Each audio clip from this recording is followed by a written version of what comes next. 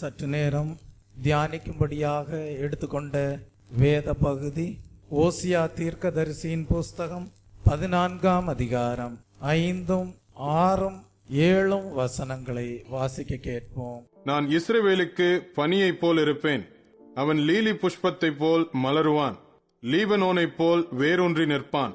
அவன் கிளைகள் ஓங்கி படரும், அவன் அலங்காரம் ஒலிவ மரத்தினுடைய அலங்காரத்தைப் போலவும், அவனுடைய வாசனை லீபனோனுடைய வாசனையைப் போலவும் இருக்கும்.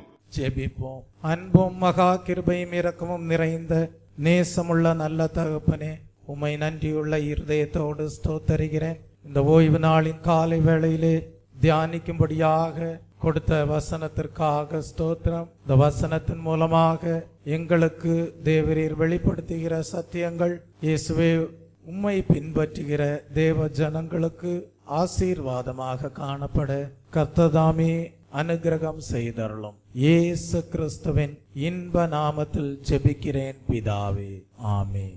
நான் இஸ்ரவேலுக்கு பனியை போல் இருப்பேன், அவன் லீலி புஷ்பத்தை போல் மலருவான், லீபனோனை போல் வேரூன்றி நிற்பான். அவன் கிளைகள் ஓங்கி படரும், அவன் அலங்காரம் ஒலிவ மரத்தினுடைய அலங்காரத்தை போலவும், அவனுடைய வாசனை லீபனோனுடைய வாசனையை போலவும் இருக்கும்.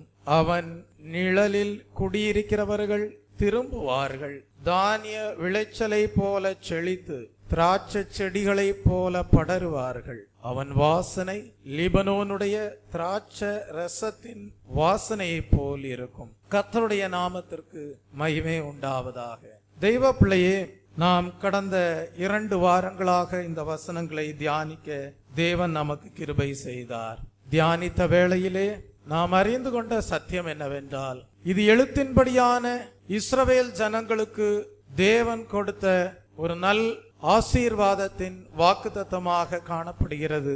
எழுத்தின்படியான இஸ்ரவேல் ஜனங்களுக்கு தேவன் இப்படிப்பட்ட ஒரு ஆசீர்வாதத்தின் வாக்குத்தத்தத்தை கொடுத்திருந்திருப்பாரேயானால் அது நம்முடைய வாழ்க்கைக்கு எப்படி பொருந்தக்கூடியதாய் இருக்கிறது என்பதை நாம் தியானித்தோம். நாம் எப்படி இந்த வாக்குத்தத்தத்தை சுதந்தரிக்க பாத்திரவான்களாக மாறுகிறோம் என்பதை தியானிக்க தேவன் நமக்கு கிருபை செய்தார்.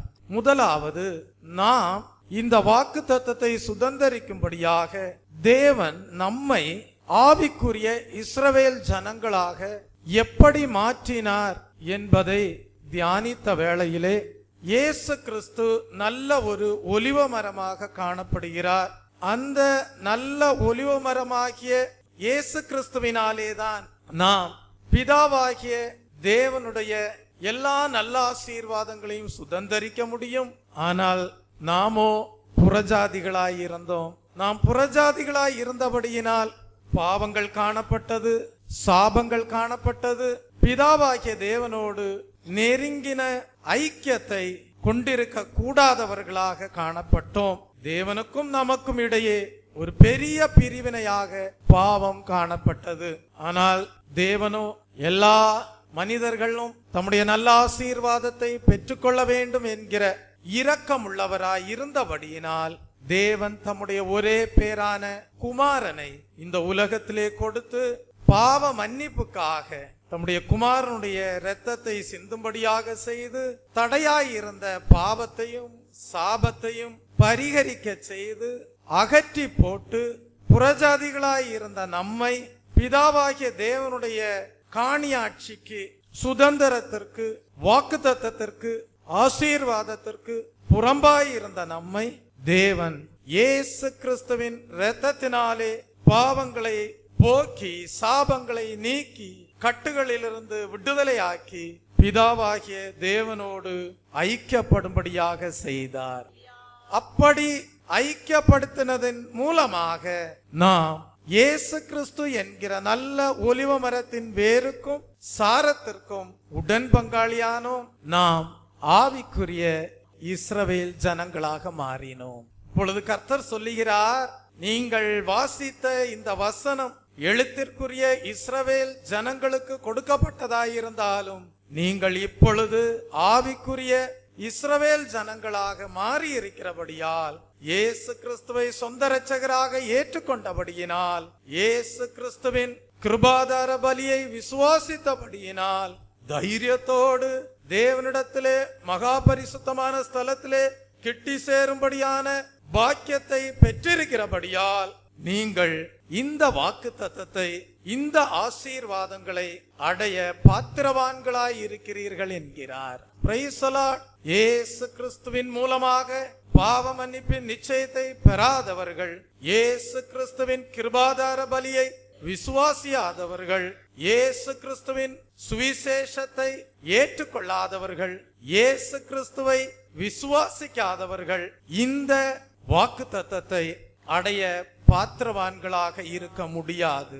ஏனென்றால் இயேசு கிறிஸ்துவினால் உருவாக்கப்பட்ட பாவ மன்னிப்பு அவர்களுடைய வாழ்க்கையிலே இல்லாமற் போகிறபடியால், அவர்கள் பாவத்திலும் சாபத்திலும் கட்டுகளிலும் காணப்படுகிறபடியால், அந்த இயேசு கிறிஸ்துவின் மூலமாக தேவனை, ஒரே பரிசுத்த பிதாவாகிய தேவனை கிட்டி சேரும்படியான ஸ்லாக்கியத்தை அறிந்தும் ஏற்றுக்கொள்ள மனதில்லாதிருக்கிறபடியினால், கிறிஸ்துவின் அடிச்சோடுகளை பின்பற்ற மனதில்லாதிருக்கிறபடியினால், நல்ல ஒலிவமரமாகிய இயேசு கிறிஸ்துவின் வேருக்கும் சாரத்திற்கும் உடன் பங்காளிகளாக மாறும்படியான விருப்பம் இல்லாதிருக்கிறபடியால், அவர்கள் ஆவிக்குரிய இஸ்ரவேல் ஜனங்கள் என்கிற ஸ்லாக்கியத்தை அடைவதும் இல்லை. நாம் வாசித்த இந்த வசனத்திலே சொல்லப்பட்டிருக்கிற நல்ல ஆசீர்வாதங்களை அவர்கள் பெற்றுக்கொள்வதும் இல்லை. ஆனால் இந்த ஓய்வு நாளின் காலை வேளையிலே தேவன் உங்களை இயேசு கிறிஸ்து என்கிற நல்ல ஒலிவ மரத்தின் வேருக்கும் சாரத்திற்கும் உடன் பங்காளியாக்கினபடியால், நீங்கள் ஆவிக்குரிய இஸ்ரவேல் ஜனங்களாய் இருக்கிறீர்கள். எழுத்தின்படியான இஸ்ரவேல் ஜனங்களுக்கு தேவன் கொடுத்த வாக்கு தத்தத்தை உரிமை பாராட்டி பெற்றுக்கொள்ள பாத்திரவான்களாய் இருக்கிறீர்கள். அப்படி பாத்திரவான்களாய் இருக்கிற நாம் கடந்த வாரத்திலே நாம் தியானித்தோம். தேவன் எழுத்தின்படியான இஸ்ரவேல் ஜனங்களுக்கு பனியை போல் இருப்பேன் என்று சொல்கிறாரே, அதே போல ஆவிக்குரிய இஸ்ரவேல் ஜனங்களாய் இருக்கிற நமக்கும் தேவன் எப்படி இருக்கிறார்? பனியை போல் இருக்கிறார், கிருபையாய் இருக்கிறார். மறைவான மன்னாவாகிய அவருடைய சத்தியங்களையும் வெளிப்படுத்தல்களையும் நமக்கு கொடுத்து ஆத்மாவிலே பலனடைய செய்கிறார். நாம் எப்படி காணப்படுவோமாம்? லீலி புஷ்பத்தை போல மலருவோமாம். எழுத்தின்படியான இஸ்ரவேல் ஜனங்களுக்கு தேவன் கொடுத்த வாக்கு தத்தம், நான் இஸ்ரவேலுக்கு பனியை போல் இருப்பேன், அவன் லீலி புஷ்பத்தை போல் மலருவான். தேவன் ஆவிக்குரிய இஸ்ரவேல் ஜனங்களை பார்த்து சொல்லுகிறார், உங்களுக்கு நான் பனியை போல் இருப்பேன், நீங்கள் லீலி புஷ்பத்தை போல் மலருவீர்கள்.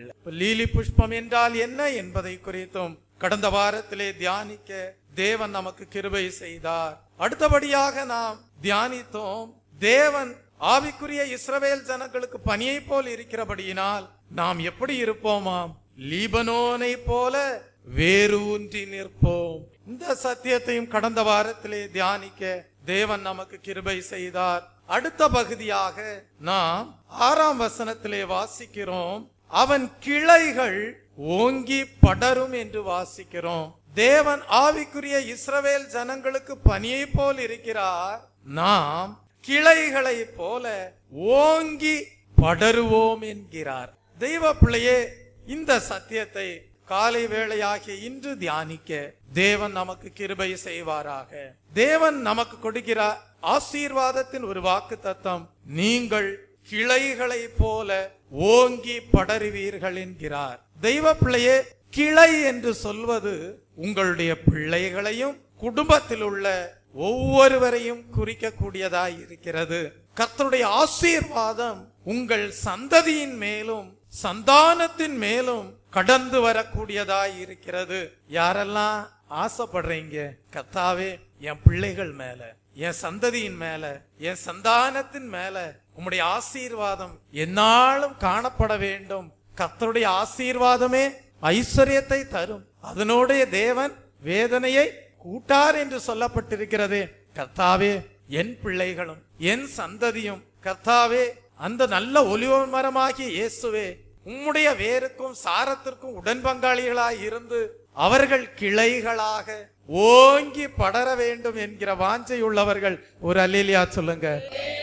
கர்த்தர் சொல்றாரு, என்னுடைய ஆசீர்வாதம் உங்கள் சந்ததியின் மேல் இருக்கும் என்கிறார். என்னுடைய ஆசீர்வாதம் உங்களுடைய சந்தானத்தின் மேல் இருக்கும் என்கிறார். தெய்வ பிள்ளையே, அப்படி என்றால் உங்களுக்கு ஒரு பெரிய உத்தரவாதம் இருக்கிறது.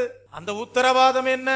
பெற்றோராகிய நீங்கள் இயேசு கிறிஸ்து என்கிற நல்ல ஒலிவ மரத்தின் வேருக்கும் சாரத்திற்கும் உடன் பங்காளிகளாய் இருந்தால்தான் கிளைகளாகிய உங்களுடைய பிள்ளைகள் என்ன செய்வார்கள் என்றால் உங்கள் நிமித்தம் தலைமுறை தலைமுறையாக ஆசீர்வாதமாய் இருப்பார்கள். Praise the Lord. ஏசாயா தீர்க்கதரிசியின் புஸ்தகம் 11ஆம் அதிகாரம் 1ஆம் வசனத்திலே இயேசு கிறிஸ்து எப்படி ஒரு கிளையாயிருந்து ஆசீர்வதிக்கப்பட்ட பிள்ளையாக இந்த உலகத்திற்கு கொடுக்கப்பட்டார் என்பதை குறித்து நாம் வாசிக்கிறோம். ஈசா என்னும் அடிமரத்திலிருந்து ஒரு துளிர் தோன்றி அவன் வேர்களிலிருந்து ஒரு கிளை எழும்பி செழிக்கும் என்று வாசிக்கிறோம். தெய்வ பிள்ளையே, இது யாரை குறித்து சொல்லப்பட்டிருக்கிறது என்றால் இயேசு கிறிஸ்து என்கிற பாலகனை பற்றி சொல்லப்பட்டிருக்கிறது. ஈசா என்பது தாவீதினுடைய தகப்பனார் பெயர். அந்த வம்சத்தில் தான் கிறிஸ்து தோன்றினார். இயேசு கிறிஸ்துனுடைய வம்ச வரலாறை குறித்து மத்தேயு 1ஆம் அதிகாரம் 1ஆம் வசனத்திலே எழுதும் போது அவர் ஆபிரகாமின் குமாரனும் தாவீதின் குமாரனுமாகிய இயேசு கிறிஸ்துவின் வம்ச வரலாறு என்று சொல்லி இருக்கிறது. தெய்வ பிள்ளையே, வெளிப்படுத்தல் எழுதின புஸ்தகம் 22ஆம் அதிகாரம் 16ஆம் வசனத்திலே படிக்கிறோம், அவர் தாவீதின் வேரும் சந்ததியும் பிரகாசமுள்ள விடிவெள்ளி நட்சத்திரமுமாய் இருக்கிறார் என்று படிக்கிறோம். தெய்வ பிள்ளையே, இயேசு கிறிஸ்து ஒரு நல்ல கிளையாக சந்ததியை ஆசீர்வதிக்கும்படியாக, சந்தானம் தலைமுறை தலைமுறையாக ஆசீர்வாதமாய் இருக்கும்படியாக ஒரு ஈசா என்கிற அடிமரத்திலிருந்து தாவீதின் சந்ததியிலிருந்து ஒரு கிளையாக எழும்பி பூமிக்கு ஆசீர்வாதமாக கொடுக்கப்பட்டார். தெய்வ பிள்ளையே, இயேசு மேசியாவாக துளிர்த்து எழும்புவார் என்று கொஞ்சம் கூட யூதர்கள் எண்ணி பார்க்கவில்லை. அவரை சிலுவையில் அறைந்து விட்டோம், கல்லறையை சீல் வைத்து பாதுகாத்து விட்டோம், அவர் உயிரோடு எழும்புவதற்கு எந்த வாய்ப்பும் இல்லை என்றுதான் யூதர்கள் எண்ணினார்கள். ஆனால் அவர் துளிர்த்தது 3ஆம் நாளிலே இளம் கிளையிலே துளிர்க்கிற துளிரை போல புதிய வல்லமையோடு, உயிர்த்தெழுதலின் வல்லமையோடு உயிரோடு எழுந்து வந்தார். 1 கொரிந்தியரின் புஸ்தகம் 15ஆம் அதிகாரம் 55ஆம் வசனத்திலே படிக்கிறோமே, அப்போஸ்தலனாகிய பவுல் எழுதுகிறான், மரணமே உன் கூரெங்கே, பாதாளமே உன் ஜெயமெங்கே. ஆம், அப்படியே அந்த வசனத்தின் அறைகூவலாக இயேசு கிறிஸ்து மரணமே உன் கூரெங்கே, பாதாளமே உன் ஜெயமெங்கே என்று வெற்றி முழக்கமிட்டவராய் எழுந்து வந்தார். ஏசாயா தீர்க்கதரிசி அதை குறித்து தீர்க்க தரிசனமாக எடுத்துரைக்கும் போது 53ஆம் அதிகாரம் 2ஆம் வசனத்திலே சொல்லுகிறான், இளங்கிளையை போலவும் வறண்ட நிலத்திலிருந்து துளிர்க்கிற வேரை போலவும் அவனுக்கு முன்பாக எழும்புகிறார். என்ன சொன்னார்? நானே உயிர்த்தெழுதலும் ஜீவனுமானவர், என்னை விசுவாசிக்கிறவனெவனும் என்றென்றைக்கும் மறியாமலும் இருப்பான் என்று சொன்னார். தெய்வ பிள்ளையே, அதனுடைய அர்த்தம் என்ன? இயேசு கிறிஸ்துவை யார் விசுவாசிக்கிறார்களோ அவர்களுக்கு தான் நித்திய ஜீவன் உண்டு.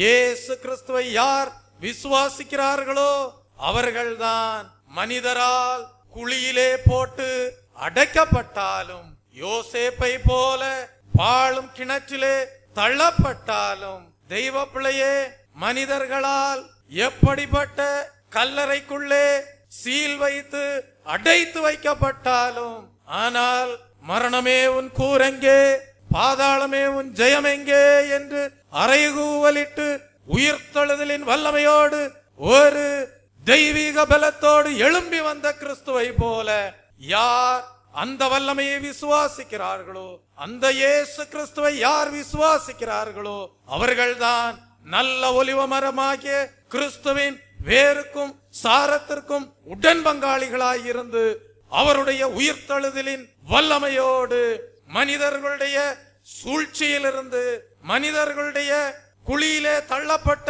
அனுபவங்களிலிருந்து உயிர்த்தெழுதலின் வல்லமையோடு எழும்பி பிரகாசிப்பார்கள். தெய்வ பிள்ளையே, யோபு இந்த உயிர்த்தெழுதலை குறித்த நம்பிக்கையற்று இருந்தார். அவர் சொன்ன, ஒரு மரத்தை குறித்தாவது எனக்கு நம்பிக்கை உண்டு, ஒரு மரத்தை வெட்டி போட்டால் அது திரும்பி தழைக்கும் என்று சொல்லிவிட்டு மனுபுத்திரன் ஜீவித்து மரித்து போன பின் அவன் எங்கே என்று கேட்கிறார். யோபுவும் கூட மரித்தோரிலிருந்து உயிர்த்தெழக்கூடிய வல்லமையை குறித்து ஒரு கேள்வி எழுப்புவதை பார்க்கிறோம். யோபுவின் புஸ்தகம் 14ஆம் அதிகாரம் 7ஆம் வசனத்தையும் 10ஆம் வசனத்தையும் வாசிக்கும் போது அங்கே படிக்கிறோம், ஒரு மரத்தை குறித்தாவது நம்பிக்கை உண்டு, அது வெட்டி போடப்பட்டாலும் திரும்ப தழைக்கும், அதன் இளங்கிளைகள் துளிர்க்கும், அதன் வேர் தரையிலே பழையதாகி அதன் அடிக்கட்டை மண்ணிலே செத்தாலும் தண்ணீரின் வாசனையினால் அது துளிர்த்து இளம் மரம் போல கிளைவிடும். 10ஆம் வசனம், மனுஷனோ வென்றால் செத்தபின் ஒழிந்து போகிறான், மனுபுத்திரன் ஜீவித்து போன பின் அவன் எங்கே? பாருங்கள், யோபு ஒரு கேள்வி கேட்கிறான். ஒரு மரத்தை குறித்தாவது நம்பிக்கை உண்டு, அது வெட்டி போடப்பட்டாலும் திரும்ப தழைக்கும், அதன் இளம் கிளைகள் துளிர்க்கும். மனுஷனோ வென்றால் செத்தபின் ஒளிந்து போகிறான், மனுபுத்திரன் ஜீவித்து மரித்து போன பின் அவன் எங்கே என்று கேட்கிறார். தெய்வ பிள்ளையே, ஆனால் இந்த கேள்விக்கு முற்றுப்புள்ளி வைக்கும் விதமாக கிறிஸ்துவின் உயிர்த்தெழுதல் காணப்பட்டது. இயேசு கிறிஸ்துவின் உயிர்த்தெழுதலின் மூலமாக நமக்கு இன்றைக்கு நம்பிக்கை துளிர்க்கிறது. மரணம் ஒரு முடிவு அல்ல, அது இளைப்பாறுதல் என்று இயேசு கிறிஸ்து போதித்திருக்கிறார். அவர் உயிர்த்தெழுதலையும் ஜீவனையும் நமக்குள்ளே கொண்டு வருகிறார். இயேசு கிறிஸ்துவை யார் விசுவாசித்திருக்கிறார்களோ அவர்களுக்குள்ளாக உயிர்த்தெழுதலின் நம்பிக்கை காணப்படும், உயிர்த்தெழுதலின் வல்லமையும் அவர்களுக்குள்ளே காணப்படும். ஆகவேதான் கர்த்தர் சொன்னார், யோவானுக்கு எழுதின புஸ்தகம் 10ஆம் அதிகாரம் 10ஆம் வசனத்திலே சொன்னார், நான் ஜீவன் உண்டாயிருக்கவும் அது பரிபூர்ணப்படவும் வந்தேன் என்று சொல்லுகிறார். என்ன சொன்னார்? திருடன் திருடவும் கொல்லவும் அழிக்கவுமே வருகிறானே அன்றி வேறொன்றுக்கும் வரான், ஆனால் நானோ அவைகளுக்கு ஜீவன் உண்டாயிருக்கவும் அது பரிபூர்ணப்படவும் வந்தேன் என்று சொல்லுகிறார். தெய்வ பிள்ளையே, மரணம் என்பது ஒரு முடிவு அல்ல. தெய்வ பிள்ளையே, உங்களுக்கு ஒரு நித்திய ஜீவன் உண்டு. அந்த நித்திய ஜீவனுக்குள்ளாக நீங்கள் உயிர்த்தெழுதலின் வல்லமையோடு பிரவேசிக்கும் போது அது ஒரு துளிரை போல காணப்படும். அப்படி என்றால் இயேசு கிறிஸ்து மூலமாக தேவன் ஸ்தாபித்த ரட்சிப்பு ஒரு துளிரை போல உன் வாழ்க்கையிலே துளிர்த்து வர வேண்டும். இயேசு கிறிஸ்து மூலமாக தேவன் ஸ்தாபித்த ரட்சிப்பு உன்னுடைய வாழ்க்கையிலே ஒரு துளிரை போல துளிர்த்து அது உனக்குள்ளாக தேவ சமாதானத்தை உண்டாக்க வேண்டும். அது உனக்குள்ளாக தேவ சந்தோஷத்தை உண்டாக்க வேண்டும். இந்த சந்தோஷம், இந்த தெய்வீக சமாதானம் உலகம் கொடுக்க கூடாத சமாதானம். இந்த தெய்வீக சந்தோஷம் உலகம் கொடுக்க கூடாத சந்தோஷம்.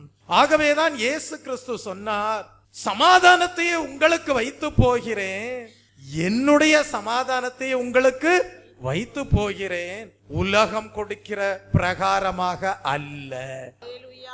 உலகம் ஒரு மனிதனுக்குள்ளாக சமாதானத்தை எதன் மூலமாக உருவாக்குகிறது என்றால், ஒருவேளை ஒரு மனிதனுக்கு பணம் இல்லை என்றால் பண உதவியை செய்து சமாதானத்தை ஏற்படுத்துகிறது.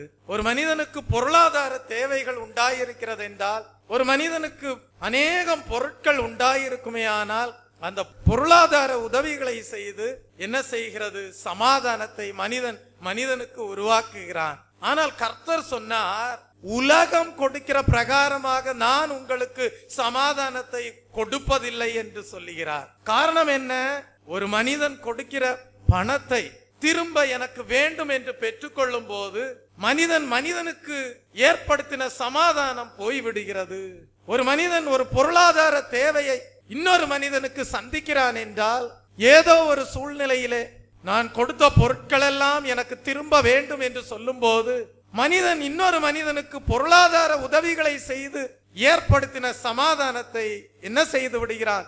இழந்து போய் விடுகிறான்.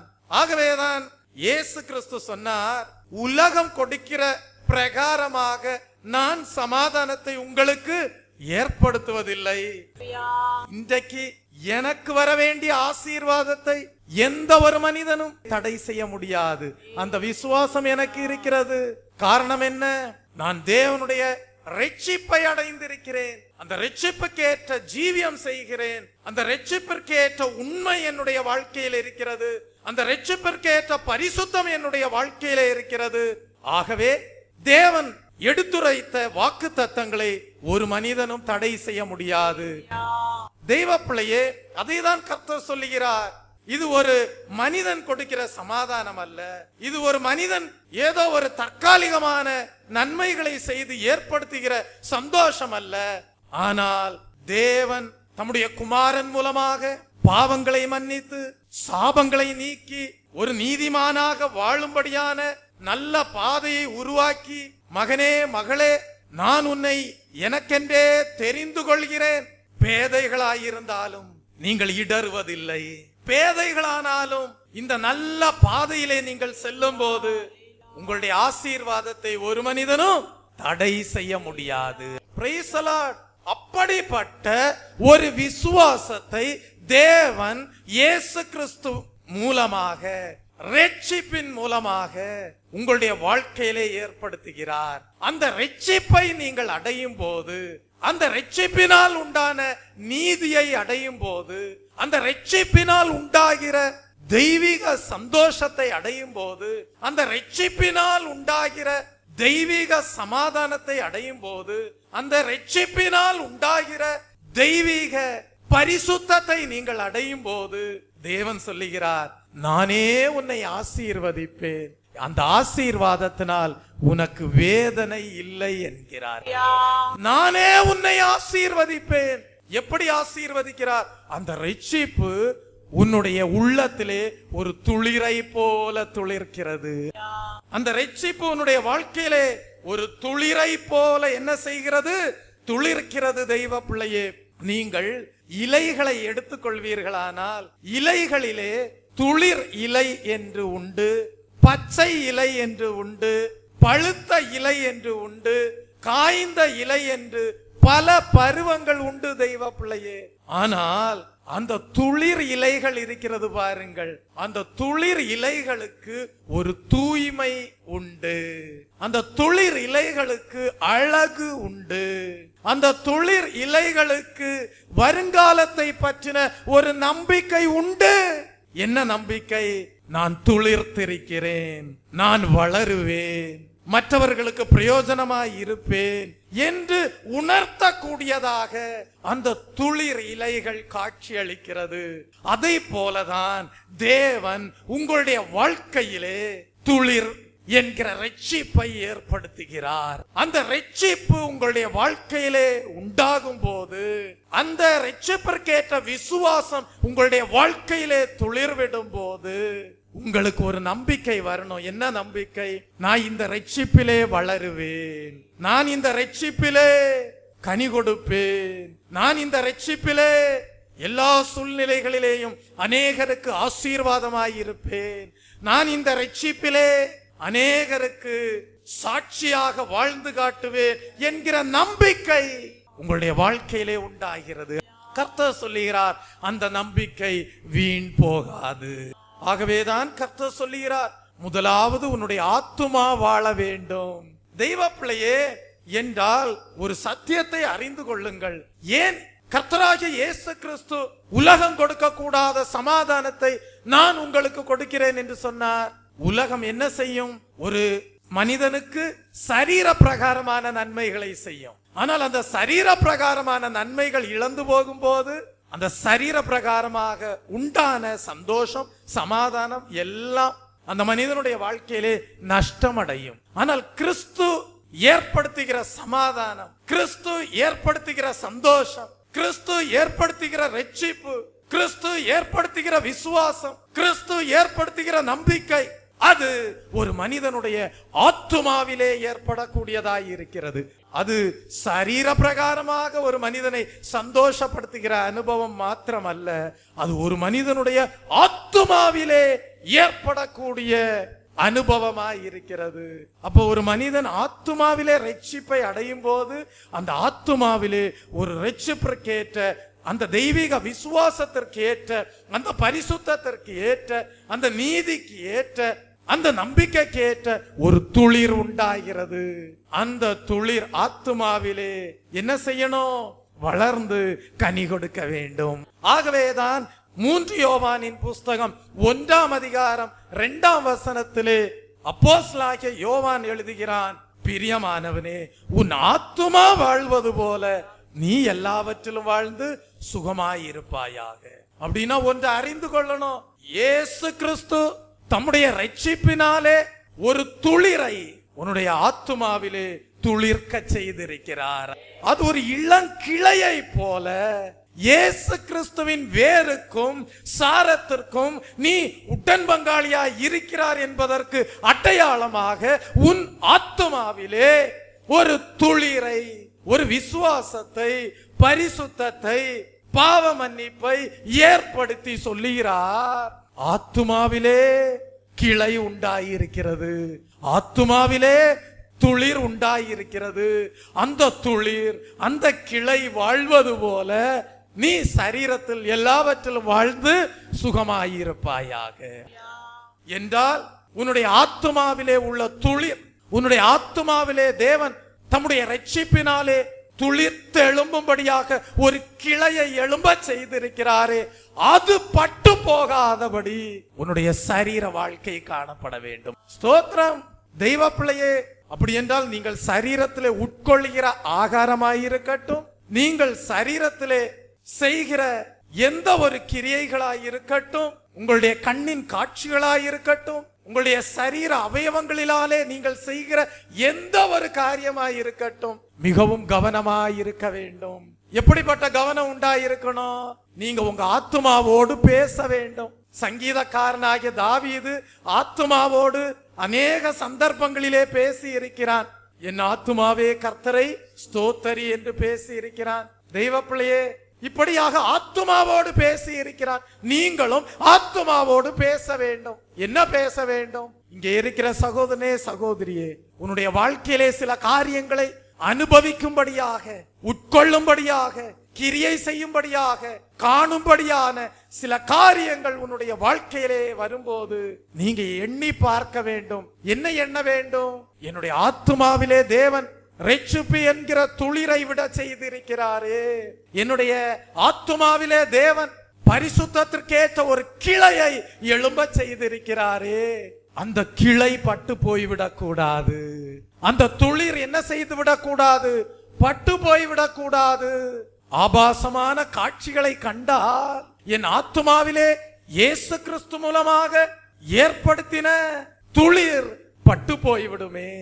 விபச்சாரம் செய்தால் என் ஆத்துமாவிலே இயேசு கிறிஸ்துவின் மூலமாக தேவன் துளிர் விட செய்திருக்கக்கூடிய கிளை பட்டு போய்விடுமே என்கிற உணர்வு, ஜாக்கிரதை உங்களுடைய வாழ்க்கையிலே உண்டாயிருக்க வேண்டும். இப்படியாக துன்மார்க்கத்திற்கு ஏதுவான எந்த ஒரு கிரியைகளும் என் ஜீவியத்திலே கர்த்தாவே அனுமதியாதபடி நான் கவனமாயிருக்கிறேன் என்று சொல்லி உன்னுடைய வாழ்க்கை பாதையிலே தேவனுக்கு பிரியமில்லாத எந்த ஒரு காரியங்களையும் உன் ஜீவியத்திலே ஏற்றுக்கொள்ளாத வண்ணம் நீ உன் ஜீவியத்திலே கவனமாயிருப்பாயானால் உன்னுடைய ஆத்துமாவிலே துளிர் விட செய்திருக்கிற ரட்சிப்பிலே நீ வளர்ந்து, பரிசுத்தத்திலிருந்து வளர்ந்து, தேவ கிருபையிலே வளர்ந்து, விசுவாசத்திலிருந்து மகா பரிசுத்தமான விசுவாசத்திற்குள் வளர்ந்து சென்று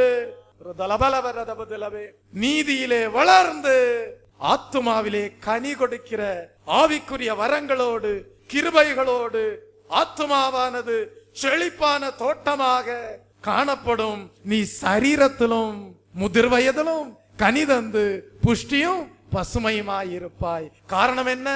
என் கன்மலையாகிய தேவனிடத்தில் அநீதி இல்லை என்று விளங்க பண்ணும்படி அவர்கள் முதிர் வயதிலும் கனி தந்து புஷ்டியும் பசுமையுமாயிருப்பார்கள். அப்ப கன்மலையாகிய தேவனிடத்தில் அநீதி இல்லை என்று சொல்லுகிறாரே, உன்னை பார்த்து கர்த்தர் சொல்லணும், நீ கன்மலையாகிய தேவனை சார்ந்து இருக்கிறாய். உன்னை பார்த்து கர்த்தர் சொல்லணும், கன்மலையாகிய தேவனுடைய ரட்சிப்பை அடைந்திருக்கிறாய். ஆகவே உன் வாழ்க்கையிலே அநீதி இல்லை. அது துளிரை போல ஆத்துமாவிலே நீ கனி கொடுக்கக்கூடிய விதத்திலே உன் ஆத்துமாவிலே கிறிஸ்து என்கிற கிளை உண்டாயிருக்கிறது. ஈசா என்னும் அடிமரத்திலிருந்து ஒரு துளிர் தோன்றி அவன் வேர்களில் இருந்து ஒரு கிளை எழும்பி செழிப்பது போல ஒரு எழுத்தின்படியாக தாவீதின் சந்ததியிலே கிறிஸ்து தோன்றி இருப்பாரே. ஆனால் கர்த்தர் சொல்லுகிறார், ஆவிக்குரிய இஸ்ரவேல் ஜனங்களாகிய தெய்வ ஜனமே, உங்களை பார்த்து கர்த்தர் சொல்லுகிறார், உன் ஆத்துமாவிலே கிறிஸ்து என்னும் கிளை தோன்றி இருக்கிறது. அது துளிராக காட்சி அளிக்கிறது, அது அழகாக காட்சி அளிக்கிறது, அது பரிசுத்தமாக காட்சி அளிக்கிறது. ஒரு தலபலவே கர்த்தர் சொல்லுகிறார், நான் உன் வாழ்க்கையில ஏற்படுத்தின நம்பிக்கை வீண் போகவில்லை. கர்த்தர் சொல்லுகிறார், நான் இரத்தம் சிந்தி உனக்கு ஆத்ம ரட்சிப்பை மீட்பை ஏற்படுத்தினேனே, வீண் போகவில்லை. கிறிஸ்து உனக்குள்ளே உருவாகி இருக்கிறார் என்று பரமபிதா சாட்சி கொடுக்கிறார். சாட்சி கொடுத்து விட்டு சொல்லுகிறார், இனி உனக்கு அநியாயம் வேண்டாம், இனி உனக்கு அக்கிரமம் வேண்டாம், இனி உனக்கு துன்மார்க்கத்தனம் வேண்டாம், வேசித்தனம் வேண்டாம், விபச்சாரம் வேண்டாம், தவறான விதத்திலே சம்பாதிக்கக்கூடிய சம்பாத்தியங்கள் வேண்டாம். என் மகனே, என் மகளே, அந்த துளிர் பட்டு போய்விடாதபடி, அந்த இளங்கிளை உன்னுடைய ஆத்துமாவிலே தோன்றி இருக்கிறது, அது தீந்து போகாதபடி, பட்டு போய்விடாதபடி ஒவ்வொரு நாளும் அதை நீ பாதுகாத்துக் கொள்வாயாக. அது வளர வேண்டும். அது என்ன செய்ய வேண்டும்? அநேகமான கனிகளை கொடுக்க வேண்டும். பொதுவாக சொல்லுவார்கள், அகத்தின் அழகு முகத்தில் தெரியும் என்று சொல்லுவார்கள். தெய்வ பிள்ளையே, அது நீங்கள் அழகு நிலையத்திலே போய் முகத்தை அழகுபடுத்திக் கொள்கிற அழகு அல்ல. அந்த சௌந்தரியம் வஞ்சனை உள்ளது. ஆனால் அகத்தின் அழகு முகத்திலே தெரியும் என்றால் அதனுடைய அர்த்தம் என்ன? முகத்திலே தேவன் ஆத்துமாவிலே ஏற்படுத்தின ரட்சிப்பின் அலங்காரம் உண்டாயிருக்கும். ஆத்துமாவிலே தேவன் ஏற்படுத்தின அந்த இளங்கிளை வளர்ந்து வளர்ந்து செழித்து அந்த ஆவியின் கனிகள், நீதியின் கனிகள், இப்படியாக ஆத்துமா கனி கொடுக்க கூடியதாக உள்ளான மனுஷனிலே வல்லமையாய் பலப்படும் போது, அது கிறிஸ்து அந்த ஆத்துமாவிலே பூர்ணமடையும் போது அந்த அழகு உன்னுடைய சரீர வாழ்க்கையிலே வெளிப்படும். நீ தேறின சீடனாக இயேசுவை போல காணப்படுவாய். ஆம் தெய்வ பிள்ளையே, இதுதான் ஆவிக்குரிய இஸ்ரவேல் ஜனங்கள் என்று சொல்லப்படும்படியான பாக்கியம். தாவீதின் சந்ததியிலிருந்து, ஈசாயின் அடிமரத்திலிருந்து கிறிஸ்து தோன்றினார் என்றால், எழுத்தின்படியான கிறிஸ்து மாம்சத்திலே தோன்றினார் என்றால், ஆனால் கிறிஸ்து உன்னிலே உருவாகும்படியாக நீ ஜாக்கிரதையாயிருக்க வேண்டும். கிறிஸ்து ஆவிக்குரிய பிரகாரமாக உன்னிலே அவருடைய எல்லா திவ்ய சுபாவங்களோடும் சாயலோடும் உருவாகும்படியாக நீ கவனமாயிருக்க வேண்டும். அதற்காகவே உன்னை இந்த ரட்சிப்பின் பாதையிலே தேவன் கொண்டு வந்திருக்கிறார். இந்த ரட்சிப்பை அடைந்த பிறகு, இந்த விசுவாசத்திற்குள் வந்த பிறகு, அந்த இளங்கிளை உன்னிலே தோன்றும்படியாக கர்த்தர் கிரியை செய்த பிறகு, நீ மறுபடியுமாக பழைய சுபாவங்களோடு, பழைய எண்ணங்களோடு, பழைய குணாதிசயங்களோடு, பழைய வாழ்க்கை வாழ்ந்து கொண்டிருப்பாயானால் அந்த இளங்கிளை வளராமல், அந்த துளிர் வளராமல் என்ன செய்துவிடும் என்றால் பட்டு போய்விடும். தெய்வ பிள்ளையே, ஆகவே எல்லா மனிதர்களுக்கும், இயேசு கிறிஸ்துவை பின்பற்றுகிற தேவ பிள்ளைகளுக்கும் ஒரு பெரிய வித்தியாசம் உண்டு. ஒருவேளை மற்ற மனிதர்கள் விபச்சாரம் செய்யலாம், செய்யாமல் இருக்கலாம். மற்ற மனிதர்கள் வேசித்தனம் செய்யலாம், செய்யாமல் இருக்கலாம். மற்ற மனிதர்கள் திருடலாம், திருடாமல் இருக்கலாம். மற்ற மனிதர்கள் துன்மார்க்கமாக வாழலாம், வாழாமல் இருக்கலாம். அப்படிப்பட்ட மனிதர்களுக்கும் உங்களுக்கும் ஒரு வித்தியாசம் உண்டு. தெய்வ பிள்ளையே, அப்படிப்பட்ட மனிதர்களுக்குள்ளாக ஆத்துமாவிலே கிறிஸ்து என்கிற துளிர் இல்லை. ஒரு தலபலவே. ஆனால் இயேசு கிறிஸ்துவை சொந்த இரட்சகராக ஏற்றுக்கொள்கிற ஒவ்வொரு தேவ பிள்ளைகளுக்குள்ளாகவும் ஒவ்வொரு தேவ பிள்ளைக்குள்ளாகவும் தேவன் ஒரு இளங்கிளையை போன்ற துளிரை போன்ற அனுபவத்தோடு கிறிஸ்துவை உருவாக்குகிறார். அதுதான் ரட்சிப்பு. அந்த ரட்சிப்பை இழந்து போய்விடக் கூடாது. அந்த ரட்சிப்பிலே வளர்ந்து கனி கொடுக்க வேண்டும். ஆகவேதான் வேதம் சொல்லுகிறது, முடிவு பரியந்தம் நிலைத்து நிற்பவனே ரட்சிக்கப்படுவான். அதனுடைய அர்த்தம் என்ன தெய்வ பிள்ளையே? நீங்கள் ரட்சிப்பிலே பல படிகள் உண்டு, ரட்சிப்பிலே பல அனுபவங்கள் உண்டு தெய்வ பிள்ளையே. அந்த ரட்சிப்பிலே என்ன செய்ய வேண்டும்? வளர வேண்டும். வெறும் இயேசு கிறிஸ்துவின் இரத்தத்தாலே கழுவப்பட்டோ ரட்சிக்கப்பட்டிருக்கிறோம் என்கிற அனுபவத்தை அடைகிற அனுபவம் உண்டு. ஆனால் இன்னொரு ரட்சிப்பிலே வளருகிற அனுபவம் உண்டு. எப்படி இளம் துளிர் இளங்கிளை வளர்ச்சி அடையுமோ அதை போல பாவ மன்னிப்பின் நிச்சயத்தை பெற்று ரட்சிப்படைந்த தேவ பிள்ளை அந்த ரட்சிப்பிலே வளர வேண்டும். அந்த ரட்சிப்பிலே வளரும்படியாக தான் ஞான ஸ்நான அனுபவம் காணப்படுகிறது. அந்த அனுபவம் என்ன செய்கிறது? உங்களுக்கு நல் மனசாட்சியை கொடுக்கிறது. ஆகவே நீங்கள் என்ன செய்ய வேண்டும்? பாவ மன்னிப்பின் நிச்சயத்தை பெற்று கிறிஸ்து துளிராக இளங்கிளையாக உங்களுடைய ஆத்துமாவிலே உருவாகி இருக்கிறாரே, அந்த இளங்கிளை வளரும்படியாக என்ன செய்ய வேண்டும்?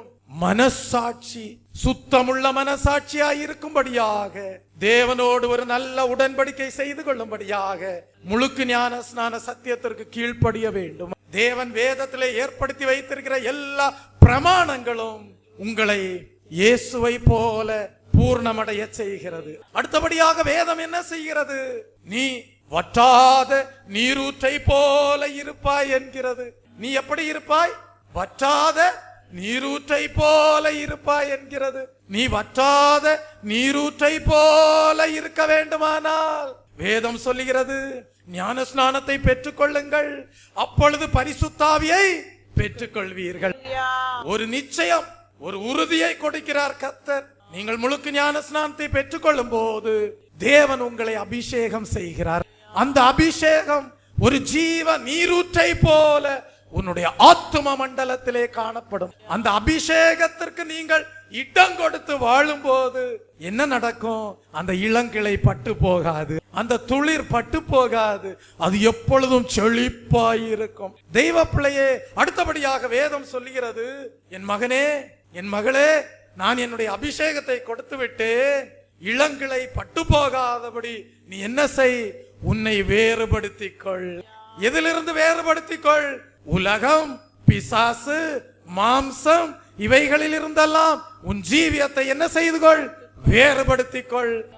Praise the Lord. தெய்வ பிள்ளையே, வேறுபாட்டின் ஜீவியம் அவசியம். அதைதான் சங்கீதம் 1ஆம் சங்கீதத்திலே படிக்கிறோம்.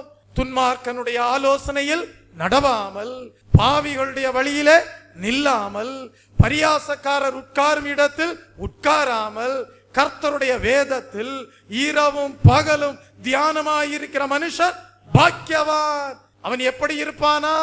அவன் நீர்க்கால்களின் ஓரமாய் நடப்பட்டு தன் காலத்தில் தன் கனிகளை தந்து இலை உதிராதிருக்கிற மரத்தை போல் இருப்பான். அவன் செய்வதெல்லாம் வாய்க்கும். நீ வற்றாத நீரூற்றை போலவும் செழிப்பான தோட்டத்தை போலவும் காணப்படுவாய். தெய்வ பிள்ளையே, இந்த அனுபவம் ஏதோ இந்த பூமியிலே ஒரு வீட்டை கட்டி காண்பிப்பதினால் அல்ல. அந்த அனுபவம் இந்த பூமியிலே சில ஆசீர்வாதங்களை பெற்று காண்பிப்பதினால் அல்ல. இந்த அனுபவம் உன் ஆத்துமாவிலே உண்டாகிற அனுபவம். அந்த அனுபவத்தினூடாக கர்த்தர் சொல்லுகிறார், உன் சரீர பிரகாரமான வாழ்க்கையிலேயும், உன் பூமிக்குரிய வாழ்க்கையிலேயும், உன் குடும்ப வாழ்க்கையிலேயும், உன்னுடைய பிள்ளைகளுடைய வாழ்க்கையிலேயும், உன்னுடைய சந்ததியின் மேலும், உன்னுடைய சந்தானத்தின் மேலும் நான் உன் மூலமாக ஆசீர்வாதத்தை கட்டளையிடுவேன் என்கிறார். அப்படியானால் பெற்றோராகிய உங்களுக்கு ஒரு பெரிய உத்தரவாதம் உண்டு. என்ன உத்தரவாதம்? கர்த்தாவே, என்னிலே இளங்கிளையாகிய நீர் தோன்ற வேண்டும். கர்த்தாவே, என்னிலே துளிரை போல நீர் துளிர்க்க வேண்டும். அந்த ரட்சிப்பு உருவாக வேண்டும். அந்த ரட்சிப்பை நான் பாதுகாத்துக் கொள்ள வேண்டும். அந்த ரட்சிப்பிலே நான் வளர வேண்டும். கர்த்தாவே, அதற்காகவே என்னை இந்த பூமியிலே வேறுபடுத்தி இருக்கிறீர். கர்த்தாவே, பின்பு நீங்கள் ஜெபிக்க வேண்டும். என்னிலே ஏற்படுத்தின ரட்சிப்பு, அந்த அருமையான தெய்வீக அனுபவங்கள், அந்த தெய்வீக அனுபவத்தினால் உண்டாகிற எல்லா நல்ல ஆசீர்வாதங்கள் என்னோடு மட்டுமல்ல, என் பிள்ளைகள் மேலும், என் சந்ததியின் மேலும், என் சந்தானத்தின் மேலும் காணப்பட வேண்டும். ஆகவேதான் வேதம் சொல்லுகிறது, கர்த்தருக்கு பயந்து அவர் வழியில் நடக்கிற மனுஷன் பாக்கியவான். உன் கைகளின் பிரயாசங்களை நீ சாப்பிடுவாய், உனக்கு பாக்கியமும் நன்மையும் உண்டாயிருக்கும். உன் பிள்ளைகள் பந்தியை சுற்றிலும் ஒலிவமர கன்றுகளை போல் இருப்பார்கள். நீ உன் பிள்ளைகளையும் உன் பிள்ளைகளின் பிள்ளைகளையும் இஸ்ரவேலின் சமாதானத்தையும் காண்பாய். இப்படிப்பட்ட ஒரு நல்ல வாழ்க்கையை இந்த பூமியிலே, இந்த துன்மார்க்கமும் பொல்லாப்பும் நிறைந்த இந்த பூமியிலே வாழ்ந்து காட்டும்படியாக தான் கிறிஸ்து உங்களுக்காக கொடுக்கப்பட்டார். அவரை ஏற்றுக்கொள்கிறவர்கள் உயிர்த்தெழுதலின் சாயலோடு நித்திய ஜீவனை அடைந்தவர்களாக, ஜீவ விருட்சமாக அவர்களுடைய ஆத்துமா நித்திய ராஜ்யத்திலேயும் கனி கொடுக்கக்கூடியதாய் இருக்கும். இந்த மண்ணான மனுஷன் 70-80 ஆண்டு காலம் இந்த பூமியிலே வாழ்ந்து அவன் நித்திரைக்குள்ளாக செல்கிறான். ஆனால் ஆத்தும மனிதன் அழிவை காண்பதில்லை.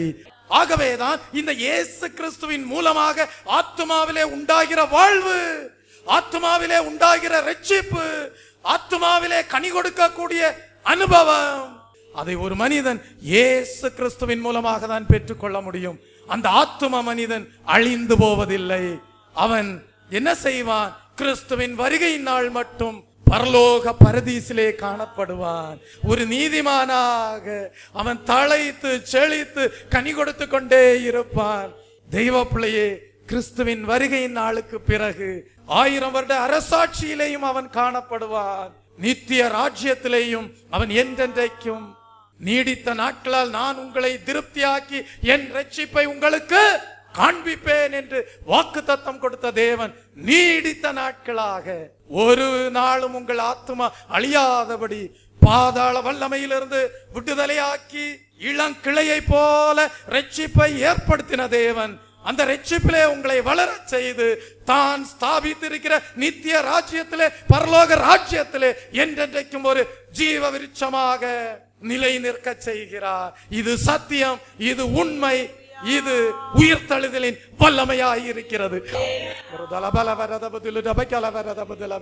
ஆகவேதான் கர்த்தர் சொன்னார், நானே உயிர்த்தெழுதலும் ஜீவனுமாயிருக்கிறேன். நானே உயிர்த்தெழுதலும் ஜீவனுமாயிருக்கிறேன். எப்படி அது சாத்தியமாகிறது? உனக்குள்ளே ஆத்துமாவிலே இளங்கிளையை போல அவர் துளிர் விட்டு தழைத்து செழித்து கனி கொடுத்து ஒரு ஜீவ விருட்சமாயிருக்கிறபடியால் அவர் அழிவை காண்பதில்லை. அவர் நிரூபித்து காட்டியிருக்கிறார், நான் உயிர் தெழுகிறேன் என்று. அந்த வல்லமை அவரிலே காணப்படுகிறபடியால் இந்த ஆத்துமா கிறிஸ்துவின் ஆத்துமாவாய் இருக்கிறபடியால், கிறிஸ்துவின் வேருக்கும் சாரத்திற்கும் உடன் பங்காளியாய் இருக்கிறபடியால் அந்த உயிர்த்தெழுதலின் வல்லமை அந்த ஆத்துமாவிலே நிகழ்கிறது. Praise the Lord. ஆகவே தெய்வ பிள்ளையே, நீங்கள் பெற்றோராய் இருக்கிறீர்களா? முதலாவது நீங்கள் கிறிஸ்துவின் ரட்சிப்பை உங்கள் வாழ்க்கையிலே பரிபூர்ணப்படுத்தும்படியாக ஜீவித்து காட்ட வேண்டும். பின்பு உங்கள் பிள்ளைகளுக்கு அந்த ஆவிக்குரிய அனுபவங்களை சொல்லிக் கொடுக்க வேண்டும். நீங்கள் ரூத்தை எடுத்து பாருங்கள். நகோமிக்கு ஒரு பெரிய உத்தரவாதம் இருந்தது. தன்னோடு தன்னை பற்றி இருந்த ரூத்திற்கு ஒரு நல்ல வாழ்க்கையை அமைத்து கொடுக்க வேண்டும் என்கிற உத்தரவாதம் யாருக்கு இருந்தது? நகோமிக்கு இருந்தது. நகோமிக்கு எத்தனை ஆண் பிள்ளைகள்? 2 ஆண் பிள்ளைகள். அவள் பெத்லேகமை விட்டு பஞ்சம் உண்டான போது மோவாபிற்கு கடந்து சென்றாள். அவள் தன்னுடைய 2 ஆண் பிள்ளைகளையும் என்ன செய்தாள்? இழந்து போனாள்.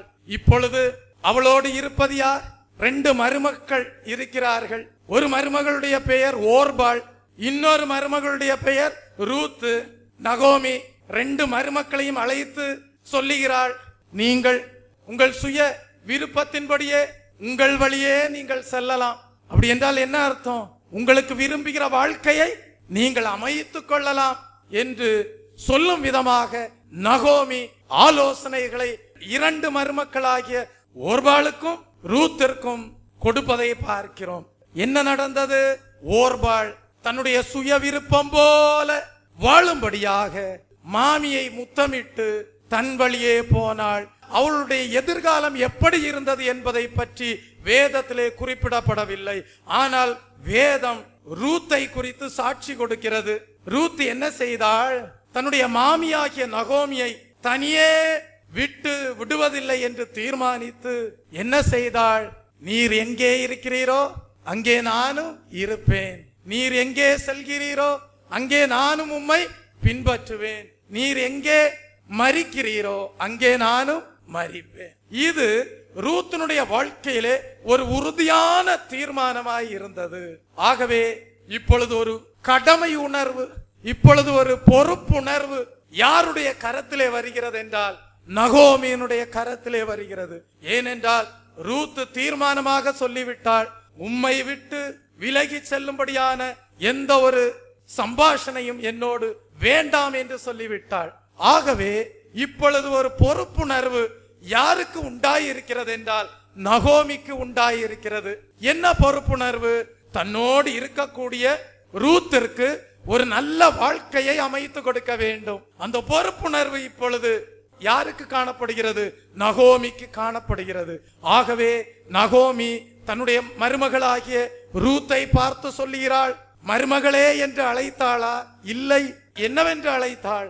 என் மகளே, நீ சுகமாய் வாழ்ந்திருக்கும்படி நான் உனக்கு சௌக்கியத்தை தேடாதிருப்பேனோ என்று ஒரு தீர்மானத்திற்குள் வந்தாள். இந்த நகோமியை நாம் யாரோடு ஒப்பிடலாம் தெரியுமா? தேவனுடைய பிரதிஷ்டையுள்ள ஊழியக்காரர்களோடு ஒப்பிடலாம். இந்த நகோமியினுடைய வாழ்க்கையை எடுத்து பாருங்கள். அவளிலே மாம்சீக பிரகாரமாக வாழும்படியான எந்த ஒரு சூழ்நிலையும் இல்லை. நகோமியினுடைய ஜீவியத்தை பாருங்கள். இந்த பூமிக்குரிய பிரகாரமாக மேன்மைப்படுத்தி காட்டும்படியாக எந்த ஒரு காரியமும் நகோமியினுடைய வாழ்க்கையிலே ஜீவியத்திலே இல்லை. அவள் வெறுமையாயிருந்தாள். கர்த்தரையே சார்ந்து ஜீவிக்க வேண்டிய சூழ்நிலையிலே இருந்தாள். அதுதான் உண்மையான தேவனுடைய ஊழியக்காரர்களுடைய அனுபவமாயிருக்கிறது. தேவனுடைய ஊழியக்காரர்கள் எல்லாவற்றையும் தேவனுக்கென்று நஷ்டமும் குப்பையுமாக விட்டவர்கள் தான். தேவனுடைய ஊழியக்காரர்கள் ஆட்டுக்குட்டியானவரை பின்பற்றி செல்லக்கூடியவர்கள் தான். தேவனுடைய ஊழியக்காரர்கள் தேவனையே சார்ந்து ஜீவிக்கிறவர்கள் தான்.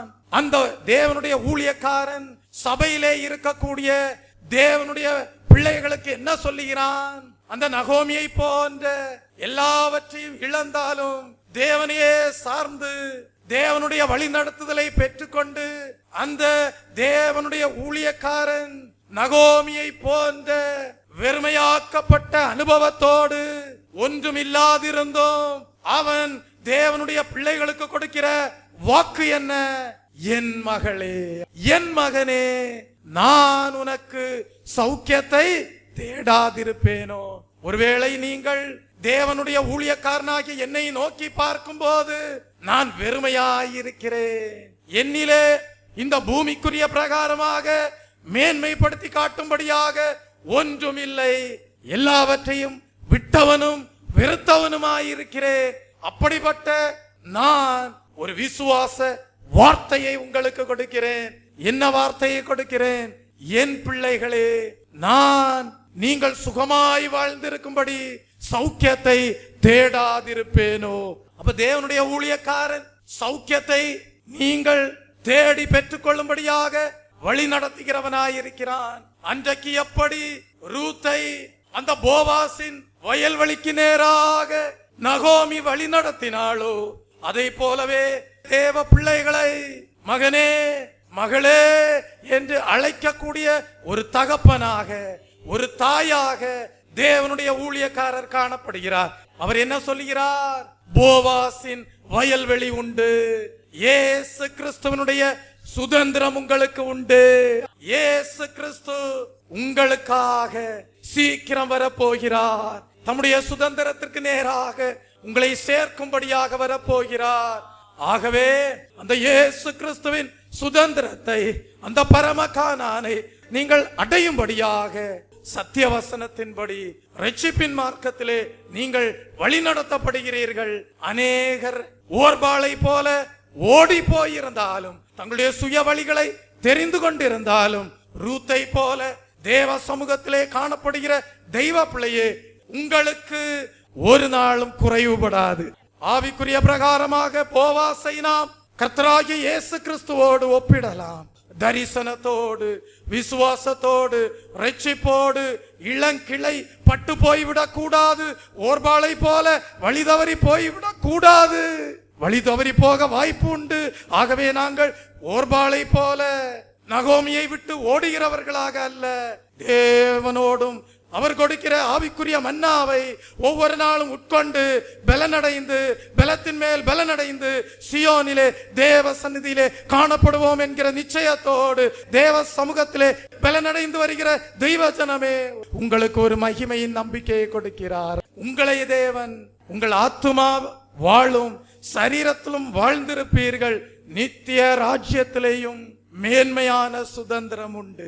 யாருடைய ஆத்துமாவிலே கிறிஸ்து என்கிற துளிர் இல்லையோ, யாருடைய ஆத்துமாவிலே தரித்திருந்து உட்கொள்ள வேண்டிய ஆகாரத்தை உட்கொண்டு இளங்கிளையை போல கிறிஸ்து உருவாகவில்லையோ, அவர்களை தேவன் மனவாட்டியாக சேர்த்துக் கொள்வதில்லை. அவர்களை தேவன் கரமசைத்து கூப்பிடுவதில்லை. ஆனால் யாரெல்லாம் தேவ சமூகத்திலே சரியாக கொடுக்கப்படுகிற ஆவிக்குரிய மன்னாவை உட்கொண்டு பலனடைந்து கிறிஸ்துவை ஆத்துமாவிலே பாதுகாத்து கிறிஸ்துவை பூர்ணப்படுத்தி இருக்கிறார்களோ, அவர்களை பார்த்து கர்த்தர் கரமசைப்பார். அவருடைய வருகையின் நாளிலே அவரோடு உங்களை சேர்த்துக் கொள்வார். ஆகவேதான் வேதம் சொல்லுகிறது, அவர் வெளிப்படும் போது அவருடைய மகிமையின் சாயலாக நீங்கள் இருக்கிறபடியால் மறுரூபம் அடைவீர்கள். அவருடைய மகிமையின் சாயலிலே வளர்ந்து கொண்டே இருக்க வேண்டும், மறுரூபம் அடைய வேண்டும். அப்படிப்பட்டவர்களுக்காக கிறிஸ்து கடந்து வரும்போது தம்முடைய கரங்களை அசைப்பார். Praise the Lord. அவர் வரும் நாளினில் என்னை கரமசைத்து அன்பாய் கூப்பிட்டு சேர்த்துக் கொள்வார்.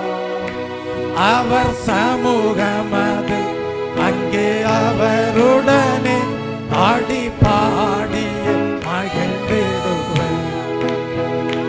அவர் சமூகமதில் அங்கே அவருடனே ஆடி பாடி மகிழ்ந்திடுவேன். ஆனந்தமே பரமானந்தமே, இது மாபெரும் பாக்கியமே. ஆனந்தமே பரமானந்தமே, இது மாபெரும் பாக்கியமே. இந்த பாவலுக்கு சொந்தக்காரரவர் எந்த உள்ளத்தில் சொந்தமானார். இந்த பாதலத்து சொந்தக்காரரவர் எந்த உள்ளத்தில் சொந்தமானார். சின்னன் சிறு வயதில் என்னை குறித்து விட்டார், தூரம் போயினும் கண்டு கொண்டார். சின்னம் சிறு வயதில் என்னை குறித்து விட்டார், தூரம் போயினும் கண்டு கொண்டார். தமது ஜீவனை எனக்கும் அளித்து ஜீவன் பெற்றுக் கொள்ள துரைத்தார். தமது ஜீவனை எனக்கும் அளித்து பெற்றுக் கொள்ள துரைத்தார். ஆனந்தமே பரமானந்தமே,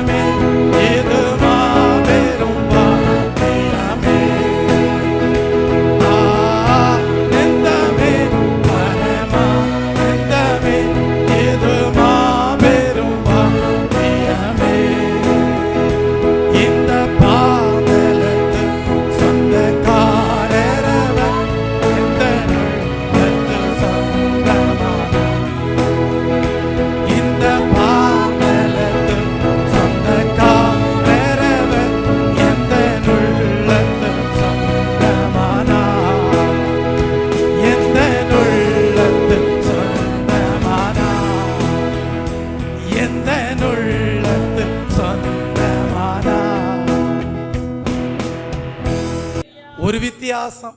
முற்காலங்களிலே தேவனை விட்டு தூரமாய் இருந்தீர்கள், இப்பொழுதோ கிறிஸ்து இயேசுவின் மூலமாக தேவனுக்கு சமீபமானீர்கள். எழுத்தின்படியான இஸ்ரவேல் ஜனங்களுக்கு தேவன் கொடுத்த ஆசீர்வாதத்தை சுதந்தரிக்கும்படியாக சமீபமானீர்கள். கர்த்தர் சொல்கிறார், மற்ற மனிதர்களை நோக்கி பார்க்க வேண்டாம். மற்ற மனிதர்களுடைய உள்ளத்திற்கும் உங்களுடைய உள்ளத்திற்கும் ஒரு வித்தியாசம் உண்டு. மற்றவர்களுடைய வாழ்க்கையிலே உள்ளத்திலே இயேசு சொந்தமாகவில்லை. அவர்களுக்குள்ளே கிறிஸ்துவின் உயிர்த்தெழுதலின் வல்லமை இல்லை. ஆனால் கர்த்தர் சொல்லுகிறார், உங்களுடைய உள்ளத்திலேயோ ஒரு வித்தியாசம் உண்டே. உங்களுடைய உள்ளத்திலே கிறிஸ்து சொந்தமாய் இருக்கிறார். அவருடைய துளிர் காணப்படுகிறது. அவர் கிளையாய் இருக்கிறார். நீங்கள் கனி கொடுப்பீர்கள். ஆகவேதான் வேதம் சொல்லுகிறது, மத்தேயு எழுதின சுவிசேஷ புஸ்தகம் 22ஆம் அதிகாரம் 14ஆம் வசனத்திலே படிக்கிறோம், அந்தபடியே அழைக்கப்பட்டவர்கள் அநேகர், தெரிந்து கொள்ளப்பட்டவர்களோ சிலர் என்று கர்த்தராகிய இயேசு கிறிஸ்து தாமே சொன்னார். அழைக்கப்பட்டவர்கள் அநேகர், ஆனால் தெரிந்து கொள்ளப்பட்டவர்களோ சிலர். எதற்காக தேவன் அழைத்தார்? ரோமருக்கு எழுதின புஸ்தகம் 8ஆம் அதிகாரம் 30ஆம் வசனத்திலே வாசிக்கிறோம், எவர்களை முன்குறித்தாரோ அவர்களை அழைத்தும் இருக்கிறார், எவர்களை அழைத்தாரோ அவர்களை நீதிமான்களாக்கியும் இருக்கிறார், எவர்களை நீதிமான்களாக்கினாரோ அவர்களை மகிமைப்படுத்தியும் இருக்கிறார். தெய்வ பிள்ளையே, எதற்காக தேவன் ரட்சிப்பை கொடுத்தார்? எதற்காக தாயின் கர்ப்பத்தில் இருக்கும் போதே உங்களை முன்குறித்தார்? உங்களை நீதிமானாக்கும்படியாக. நீதிமானாக்கி நீங்கள் தேவ சாயலை அடைய வேண்டும், தேவனுடைய மகிமையை அடைய வேண்டும். கர்த்தர் சொல்றாரு, நான் இப்படிப்பட்ட ஒரு நோக்கத்தோடு, நான் இப்படிப்பட்ட ஒரு பெரிய திட்டத்தோடு பரம அழைப்பின் பந்தய பொருளை என் ஜனங்களுக்காக வைத்திருக்கையில் என் ஜனங்களோ அழைப்பை உணராமல், அழைப்பை அசட்டை பண்ணி ஓர்பாளை போல ஓடி போகிறார்கள். இன்றைக்கும் கர்த்தர் கேட்கிறார், நீங்களும் கிறிஸ்துவை விட்டு, அவருடைய ஊழியர்களை விட்டு ஓடி போக மனதாயிருக்கிறீர்களோ? உங்க சுயசித்தம் தான், உங்க விருப்பம் தான், இதுல யாரும் தடை செய்ய முடியாது. சுதந்திரம் கொடுக்கப்படுகிறது, ஓடி போக சுதந்திரம் கொடுக்கப்படுகிறது. நீங்க பாடுவீங்களா? உம்மை பிரிந்து வாழ முடியாதையா ஏசையா,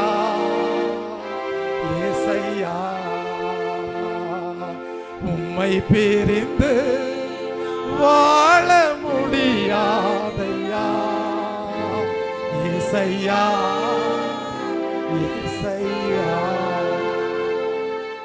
பிரிந்து ஓர்பாளை போல வாழலாம், ஆனால் ஆத்துமாவிலே துளிர் பட்டு போயிருக்கும். கிறிஸ்துவை விட்டு விலகி சரீரத்திலே ஓர்பாளை போல வாழலாம், ஆனால் ஆத்துமாவிலே இளம் கிளை உண்டாயிராது. இந்த நாளிலே தீர்மானம் பண்ணு, உன் மனதிலே கிறிஸ்து சொந்தமாயிருக்க வேண்டுமானால், உன் ஆத்துமாவிலே இளம் கிளையாக கிறிஸ்து தோன்றி இருக்க வேண்டுமானால், அது வளர்ந்து செழித்து கனி கொடுக்க வேண்டுமானால், அது இந்த பூமிக்குரிய வாழ்க்கையிலே மாத்திரமல்ல, நித்திய நித்திய காலமாக நீடித்த நாட்களாய் நித்திய ராஜ்யத்திலேயும் நீ கனி கொடுக்கக்கூடிய ஒரு ஜீவ விருட்சமாக நீ காணப்பட வேண்டுமானால், அழைக்கப்பட்டவர்கள் அநேகர், தெரிந்து கொள்ளப்பட்டவர்களோ சிலர். ஓர்பாளுக்கும் நகோமியோட இருக்கக்கூடிய வாய்ப்பு இருந்தது, ரூத்திற்கும் நகோமியோடு கூட இருக்கக்கூடிய வாய்ப்பு இருந்தது. அழைக்கப்பட்டவர்கள் தான், ஆனால் தெரிந்து கொள்ளப்பட்டது யார் தான்? ரூத்து தான் தெரிந்து கொள்ளப்பட்டாள். ரூத்து தான் அந்த மகிமையின் சாயலை அடையும்படியாக போவாசை கண்டடைந்தாள். அழைக்கப்பட்டவர்கள் அநேகர். கர்த்தர் கேட்கிறார், நீங்களும் ஓடி போக மனதாயிருக்கிறீர்களோ? என்ன கேட்கிறாரு? இந்த ஓய்வு நாளின் காலை வேளையில கர்த்தர் உங்களை பார்த்து என்ன கேட்கிறார்? நீங்களும் ஓடி போக மனதாயிருக்கிறீர்களோ? ஓடி போலாம், காசு கிடைக்கும், பணம் கிடைக்கும், வீடு கிடைக்கும், எல்லாம் கிடைக்கும், பூமிக்குரிய எல்லாம் கிடைக்கும். ஆனா கிறிஸ்து இருக்க மாட்டார், கிறிஸ்து இருக்க மாட்டார். கிறிஸ்துவின் உபதேசம் இருக்காது. எல்லாவற்றையும் கொடுப்பார்கள், கிறிஸ்துவை கொடுக்க முடியாது. ஆனால் வயல்வெளியாகிய தேவ சபையிலே வரும்போது பூமிக்குரிய ஆசீர்வாதங்களும் குறைவில்லாதிருக்கும். ஏனென்றால் முதலாவது தேவனுடைய ராஜ்யத்தையும் நீதியையும் தேடுங்கள், அப்பொழுது இவைகளெல்லாம் கூட கொடுக்கப்படும். பூமிக்குரிய நன்மைகளும் உண்டு, கிறிஸ்துவும் உங்களிலே காணப்படுவார். இதுதான் இரட்டிப்பான ஆசீர்வாதம். இரட்டிப்பான நன்மையை தருகிறேன் என்று சொல்கிறார். கிறிஸ்துவும் உங்களுக்குள்ளே இருப்பார். கிறிஸ்துவினால் உண்டான ஆசீர்வாதமும் இருக்கும். ஆனால் ஓர்பாளை போல வயல்வெளியிலே இல்லாதபடி, தேவ சபையிலே இல்லாதபடி நீங்கள் உங்கள் சுய விருப்பம் போல போவீர்களானால் கிறிஸ்து இருக்க மாட்டார். பூமிக்குரிய ஆசீர்வாதங்கள் உண்டாயிருக்கலாம், இல்லாமலும் போகலாம். அதனால் ஒரு மேன்மையும் இல்லை. ஒரு மனிதன் எனக்கு இவ்வளவு ஐஸ்வர்யம் இருக்கு என்று சொல்லும் போது இன்னொரு மனிதன் சொல்லுவான், உன்னை விட என்னிடத்தில் அதிகமான ஐஸ்வர்யம் உண்டு என்று சொல்லுவான். ஆகவே எந்த ஒரு மனிதனும் தன்னிடத்திலே இருக்கக்கூடிய ஆஸ்தியினாலோ ஐஸ்வர்யத்தினாலோ மேன்மை பாராட்ட முடியாது. ரகசியம் இதுதான். கிறிஸ்து உனக்குள்ளே இருக்கிறாரா?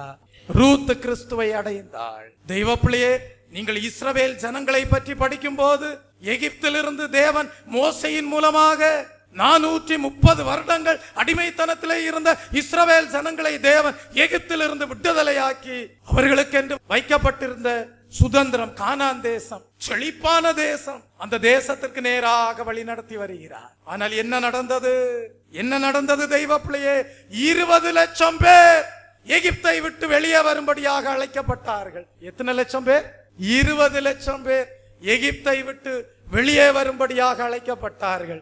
ஆனால் வருகிற பாதையிலே, கண்ணீரின் பாதையிலே நடக்கும் போதெல்லாம், ஒரு வனாந்திரமான பாதை தான். எத்தனை பேரு? ஏதோ 5-10 பேர் இல்ல, ஏதோ 1000-2000 பேர் இல்ல, 20 லட்சம் பேரு சிவந்த சமுத்திரத்தை கடந்து வர்றாங்க, அழைக்கப்பட்டவர்கள். ஆனால் வனாந்திர பிரயாணத்திலே முறுமுறுத்தார்கள், தர்க்கம் பண்ணினார்கள். என்ன நடந்தது? கானான் தேசத்திற்குள் பிரவேசித்தவர்கள் தெரிந்து கொள்ளப்பட்ட 2 பேர். யார் யாரு? யோசுவாவும் காலேப்பும். 2 பேர் தான் கானான் தேசத்துக்குள்ள பிரவேசித்தாங்க. இதுதான் ஆவிக்குரிய ஜீவியத்தின் மேன்மையா இருக்கு. மற்றவங்களை பார்க்காதேங்க. என் சொந்தக்காரங்க இத சொல்லுவாங்க, என் பெந்துக்காரர்கள் இத சொல்லுவாங்கன்னு நினைக்காதீங்க. உங்க விசுவாச பாதையை பாருங்க. லெக்கை நோக்கி பந்தய பொருளை பெற்றுக் கொள்ளும்படியாக ஆசையாய் தொடருங்கள். அந்த யோசுவாவும் அந்த காலேப்பும் மற்ற 20 லட்சம் பேர் ஜனங்களுடைய முறுமுறுப்பையும் சண்டைகளையும் கூக்குரலையும் கண்டு அவர்களும் அந்த 20 லட்சம் பேரிலே இருவராக இருந்திருப்பார்களே, ஆனால் அந்த 2 பேர் கானான் தேசத்திற்குள் பிரவேசித்திருக்க முடியாது. ஆகவேதான் வேதம் சொல்லுகிறது, நூனின் குமாரனாகிய யோசுவா ஆசரிப்பு கூடாரத்தை விட்டு விலகாதிருந்தான். ஒரு விசேஷமானவன், தேவ சமூகத்தை பாதுகாத்துக் கொண்டவன். காலேப்பை குறித்து என்ன சொல்லப்பட்டிருக்கிறது? அவன் வேறே ஆவியை உடையவனாயிருந்தான். நீங்கள் தேவ சமூகத்தை பாதுகாத்துக் கொள்ள வேண்டும். நீங்கள் வேறே ஆவி, பரிசுத்தமுள்ள ஆவி உடையவர்களாய் இருக்க வேண்டும். அப்பொழுது உங்களுக்குள்ளே இளங்கிளை ஆத்துமாவிலே உண்டாயிருக்கும். அப்பொழுது உங்கள் ஆத்துமாவிலே துளிராகிய கிறிஸ்து காணப்படுவார். கிறிஸ்துவின் அடிச்சோடுகளிலே பின்பற்றுவீர்கள். நல்ல வழி நடத்துதல் உண்டாயிருக்கும். நல்ல தேவனுடைய ஊழியக்காரனாகிய நகோமி காணப்படுவான். கிறிஸ்துவின் சபையாயிருக்கும். கிறிஸ்துவின் ஆகாரம் பகிர்ந்தளிக்கப்படும். மகிமையிலே கிறிஸ்துவை அவருடைய மகிமையின் சாயலிலே தரிசிப்பீர்கள். ஆகவே நீங்கள் பாடலாம், நான் செல்லும் பாதை என் நேசர் அறிவாரே. ஆகவே நீங்கள் எல்லாரும் அழைக்கப்பட்டவர்கள் தான், ஆனால் தெரிந்தெடுக்கப்பட்டவர்களாய் இருக்க வேண்டும். எப்படி இருக்கணும்? தெரிந்தெடுக்கப்பட்டவர்களாய் இருக்கணும். அதனாலதான் நீதிமான்களை பற்றி படிக்கும் போது வாசித்து பாருங்கள்.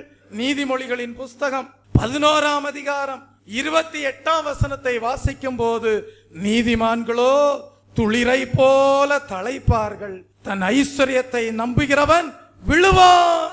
என்ன சொல்லப்பட்டிருக்கு? ஞானி எழுதுறாரு, கிறிஸ்து இல்லாமல், நீதிமானா இல்லாமல் ஐஸ்வர்யத்தை நம்புகிறவன் விழுவான். ஏன்? அவர்கள் எல்லாரும் குதிரைகளின் மீதும் ரதத்தின் மீதும் நம்பிக்கை உள்ளவர்களாய் இருப்பார்கள். தங்களுடைய ஐஸ்வர்யத்தின் மேல் நம்பிக்கை உள்ளவர்களாய் இருப்பார்கள். தங்களுடைய ஆஸ்திகளின் மீது நம்பிக்கை உள்ளவர்களாய் இருப்பார்கள். எங்கள்கிட்ட எவ்வளவு பணம் இருக்கு தெரியுமா, இந்த பணத்தை வச்சு நாங்க எதையும் சாதிப்போம் என்று நிற்பார்கள். அவர்களை வெட்கப்படுத்தும்படி தேவன் உங்களை நீதிமான்களாக துளிரை போல தழைக்க செய்வார். அதனால்தான் சொல்றாரு, நீதிமான்களோ துளிரை போல தழைப்பார்கள். தேவ பக்தியாயிருந்து என்னத்தை கண்டோம் என்று முறுமுறுக்க வேண்டாம். ஒரு நாள் வரும், நீதிமானுக்கும் துன்மார்க்கனுக்கும் கர்த்தர் ஒரு பெரிய வித்தியாசத்தை உண்டு பண்ணுவார். நீதிமானாய் இருக்கும் போது நிச்சயமாகவே சுக வாழ்வு துளிர்க்கும். நீதிமொழிகளின் புஸ்தகம் 10ஆம் அதிகாரம் 3ஆம் வசனத்திலே படிக்கிறோம், கர்த்தர் நீதிமான்களை பசியால் வருந்த விடார். நீதிமொழிகளின் புஸ்தகம் 10ஆம் அதிகாரம் 6ஆம் வசனத்திலே படிக்கிறோம், நீதிமான்களுடைய சிரசின் மேல் ஆசீர்வாதங்கள் தங்கும். நீதிமொழிகளின் புஸ்தகம் 10ஆம் அதிகாரம் 11ஆம் வசனத்திலே படிக்கிறோம், நீதிமானுடைய வாய் ஜீவ ஊற்று. நீதிமானுடைய பிரயாசம் ஜீவனையும், துன்மார்க்கனுடைய விளைவோ பாவத்தையும் பிறப்பிக்கும். நீதிமொழிகளின் புஸ்தகம் 10ஆம் அதிகாரம் 20ஆம் வசனத்திலே படிக்கிறோம், நீதிமானுடைய நாவு சுத்த வெள்ளி. நீதிமொழிகளின் புஸ்தகம் 10ஆம் அதிகாரம் 21ஆம் வசனத்திலே படிக்கிறோம், நீதிமானுடைய உதடுகள் அநேகரை போஷிக்கும். நீதிமொழிகளின் புஸ்தகம் 10ஆம் அதிகாரம் 28ஆம் வசனத்திலே படிக்கிறோம், நீதிமானுடைய நம்பிக்கை மகிழ்ச்சியாகும். உங்களுடைய நம்பிக்கை மகிழ்ச்சியாயிருக்கும். ஒருபோதும் நீங்கள் வாடி போவதில்லை. இந்த பூமியிலே எதையும் நஷ்டப்படுத்தி இருந்தாலும் அதை கிறிஸ்துவை ஆதாயப்படுத்திக் கொள்வதற்காக காணப்பட்டிருக்கும். தெய்வ பிள்ளையே, நம்முடைய இயேசு கிறிஸ்துவினுடைய வருகை மிகவும் சமீபமாய் இருக்கிறது. தெய்வ பிள்ளையே, ஒரே ஒரு வசனத்தை சொல்லி முடிக்கிறேன். மத்தேயு எழுதின சுவிசேஷ புஸ்தகம் 24ஆம் அதிகாரம் 32ஆம் வசனத்தை வாசித்து பாருங்கள். அத்தி மரத்தினால் ஒரு உவமையை கற்றுக்கொள்ளுங்கள். அதிலே இளங்கிளை தோன்றி துளிர் விடும் போது வசந்த காலம் சமீபமாயிற்று என்று அறிவீர்கள். அப்படி இவைகளெல்லாம் சம்பவிக்கும் முன்னே அவர் சமீபமாய் வாசலருகே வந்திருக்கிறார் என்று அறியுங்கள். அத்திமரம் துளிர் விடும்போது வசந்த காலம் சமீபமாய் இருக்கான். இது எதை காட்டுகிறது? கிறிஸ்துவின் வருகையின் கடைசி நேரத்திற்கு வந்திருக்கிறோம் என்பதை காட்டுகிறது. அவருடைய வருகைக்குரிய அடையாளங்கள் உலகமெங்கும் காணப்படுகிறது. அவருடைய வருகையை குறித்து தீர்க்க தரிசனங்கள் எல்லாம் நிறைவேறி வருகிறது. அத்திமரம் துளிர்விடும். அத்திமரமானது எதை காட்டுகிறது தெரியுமா? யூதருடைய அரசியல் வாழ்க்கைக்கு அடையாளமாக இருக்கிறது. இஸ்ரவேல் ஜனங்கள் 3 மரங்களுக்கு ஒப்பிடப்பட்டார்கள். ஒலிவ மரமானது அவர்களுடைய ஆவிக்குரிய வாழ்க்கைக்கு ஒப்பிட்டு சொல்லப்பட்டிருக்கிறது. திராட்சை செடியானது அவர்கள் குடும்ப வாழ்க்கைக்கு ஒப்பிட்டு சொல்லப்பட்டிருக்கிறது. அத்திமரமானது யூதருடைய அரசியல் வாழ்க்கைக்கு அடையாளமாக சொல்லப்பட்டிருக்கிறது. என்ன நடந்தது தெரியுமா? யூதர்கள் நல்ல கனி கொடாததினால் யோவான் ஸ்நானகன் எச்சரித்தார். என்ன எச்சரித்தார்? மத்தேயு 3ஆம் அதிகாரம் 10ஆம் வசனத்திலே படிக்கிறோம், இதோ கோடரியானது மரங்களின் வேரருகே வைக்கப்பட்டிருக்கிறது என்று சொன்னார். என்ன நடந்தது? நியாய தீர்ப்பின் கோடரியானது கிபி 70ஆம் ஆண்டு தீத்து ராயன் காலத்தில் அத்திமரத்தின் மேல் விழுந்து வெட்டினது. யூதருடைய அரசியல் வாழ்க்கைக்கு ஒரு முடிவு ஏற்பட்டது. அவர்கள் எல்லாரும் உலகமெங்கும் சிதறடிக்கப்பட்டார்கள். காலாகாலமாக அத்திமரம் மொட்டையாக காட்சியளித்தது. யூதருடைய அரசியல் வாழ்க்கை மொட்டையாக தான் இருந்தது. ஆனா துளிர் வராதா? அத்திமரம் பூ பூக்காதா? அத்திமரம் பூ பூத்து கனி கொடுக்காதா என்று காலாகாலமாக இஸ்ரவேல் ஜனங்கள் ஏங்கி தவித்து கொண்டு வந்தார்கள். இஸ்ரவேல் ஜனங்கள் எதிர்பார்த்தார்கள், அத்திமரம் துளிர் விடாதா என்று. என்ன நடந்தது? அவர்களுடைய கூக்குரல் தேவனுடைய சந்நிதியை எட்டினது. 1948ஆம் ஆண்டு மே மாதம் 14ஆம் தேதி அத்திமரம் துளிர் விட்டது. இஸ்ரவேல் தேசம் சுதந்திரம் பெற்று யூதர்கள் மறுபடியும் காலூன்றி தன் தேசத்திலே நின்றார்கள். தெய்வ பிள்ளையே, வேதம் சொல்லுகிறது, அத்திமரத்திலே துளிர் காணும் போது வசந்த காலம் சமீபமாயிருக்கிறது. கிறிஸ்துடைய வருகையினால் சமீபமாயிருக்கிறது. கர்த்தருடைய வருகையினால் மிகவும் சமீபம் என்பதை அறிந்து கொண்டு அத்திமரத்தின் துளிர்களினாலே நீங்கள் அறிந்து கொண்டவர்களாக, அத்திமரத்திலே எப்படி துளிர் திடீரென்று வந்ததோ, கர்த்தர் திடீரென்று வருவார். கர்த்தருடைய வருகை திடீரென்று காணப்படும். ஒரு தலபலவரதவதிலவே கர்த்தர் சொல்லுகிறார், இன்றைக்கு இம்மையிலே ஆத்ம ரட்சிப்பினாலே உன்னுடைய இம்மைக்குரிய வாழ்க்கையிலேயும் உனக்கு சுகவாழ்வு உண்டு. நீ கர்த்தருடைய வருகையின் நாளிலேயும் துளிர் விட்டு எடுத்துக்கொள்ளப்படுவாய். பிரியமானவர்களே, உங்களுடைய சுகவாழ்வு சீக்கிரத்திலே துளிர்க்கும். உங்கள் நம்பிக்கை வீண் போகாது. நான் இஸ்ரவேலுக்கு பனியை போல் இருப்பேன், அவன் கிளைகள் ஓங்கி படரும் என்கிறார். தேவன் வெளிப்படுத்தின எல்லா சத்திய வசனத்திற்காக கர்த்தரை ஸ்தோத்தரிப்போம். ஸ்தோத்ரம், ஸ்தோத்ரம், ஸ்தோத்ரம், ஸ்தோத்ரம். நீங்கள் ரட்சிப்படைந்தது ஏதோ பூமிக்குரிய மற்ற ஜனங்களை போல வாழும்படியாக இல்ல, நீதிமான்களாக தெரிந்து கொள்ளப்பட்டவர்களாக இருக்க வேண்டும்.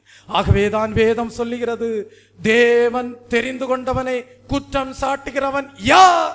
கர்த்தரே அவர்களை நீதிமான்களாக்குகிறவர். தேவனால் தெரிந்து கொள்ளப்பட்டவர்களாக நீங்கள் காணப்படுவீர்களானால் ஒருவனும் உங்களை குற்றம் சுமத்த முடியாது. கர்த்தரே உங்களை நீதிமான்களாக்குகிறவர்.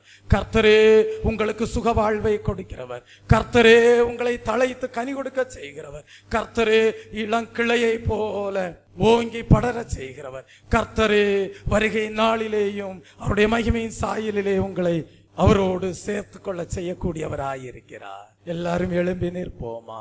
ஒரு தலபலவரதபதுலபகலவரதபதுலவே கனி செடி நீலை திருப்பி, கனி செடி நீலை திருப்பி, கொடியாய் அடியே படம் விளங்க. கனி செடி நீலை திருப்பி, கொடியாய் அடியே படம் விளங்க. கிளை நறுக்கி களை பிடுங்கி, கர்த்தரை காத்தனை சுத்தம் செய்வேன். கிளை நறுக்கி களை பிடுங்கி, கர்த்தரை காத்தனை சுத்தம் செய்வேன். உப்பாதம் பணிந்து என்னாலும் துதியே, உம்மையன்றி யாரை பாடுவேன். ஏசையா உந்த நட்பு உள்ளம் பொங்குதே, ஏசையா உந்த நட்பு உள்ளம் பொங்குதே. என் முன் செல்லும் உம் சமூகம் எனக்கு அளிக்கும் இளைப்பாறுதல். என் முன் செல்லும் உம் சமூகம் எனக்கு அளிக்கும் இளைப்பாறுதல். உமது கோலோ உம் தடியோ உண்மையாய் என்னையும் தேற்றிடும். உமது கோலோ உம் தடியோ உண்மையாய் என்னையும் தேற்றிடும். உப்பாதம் பணிந்து என்னாலும் உம்மையன்றி யாரை பாடுவேன். ஏசையா உந்த நட்பு உள்ளம் பொங்குதே, ஏசையா உந்த நட்பு உள்ளம் பொங்குதே. உப்பாதம் பணிந்தேன் என்னாலும் துதியே, உம்மையன்றி யாரை பாடுவேன். ஏசையா உந்த நட்பு உள்ளம் பொங்குதே, ஏசையா உந்த நட்பு உள்ளம் பொங்குதே.